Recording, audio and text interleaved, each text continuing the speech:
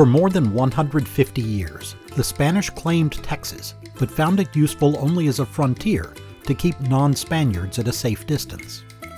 That changed when the French showed signs of moving in. Suddenly, a system of missions and presidios were established in order to cement Texas as an extension of Spain.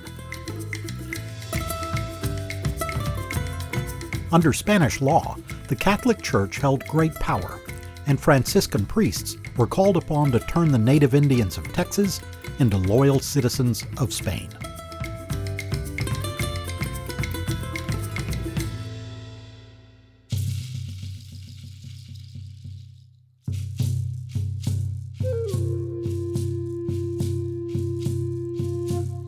Among the first things the Spanish learned is that not all tribes of indigenous Texans were interested in being missionized. The priests invited the Indians into the mission as opposed to forcibly bringing them. Many East Texas tribes, including the Caddos, were successful farmers living a peaceful life, and they didn't need the Spanish. Bands of Comanches and Apaches, whose lifestyle was migratory, showed little interest in the offer. But in the areas around San Antonio and Goliad, the message of the humble Franciscan priests was well received.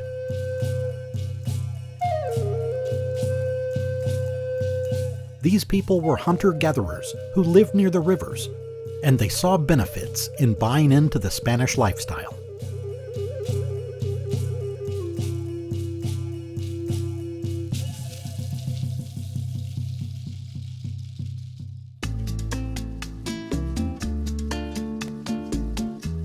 Inside the mission, and under the watchful eye of soldiers at the nearby presidios, the Indians received protection from stronger rival tribes. Though the work of farming was harder, the food was consistent, and they ate well year-round.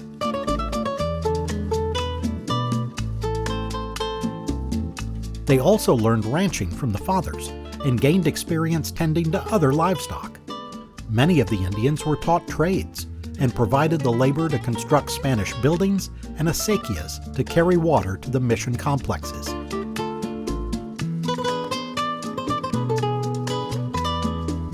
The other major part of life in the missions was education. The native Indians who chose to move inside were treated as new converts to the Catholic religion, and learned all aspects of loyalty to the Church and how to become good citizens in a Spanish world. These indigenous Texans lived in permanent dormitories inside the walls. It was all a great compromise, since the benefits of mission life came at the expense of their native cultural background. Ultimately, it destroyed many of their core beliefs and replaced them with European values. Yet some remnants of their native cultures are still seen today, especially in our Texas foods.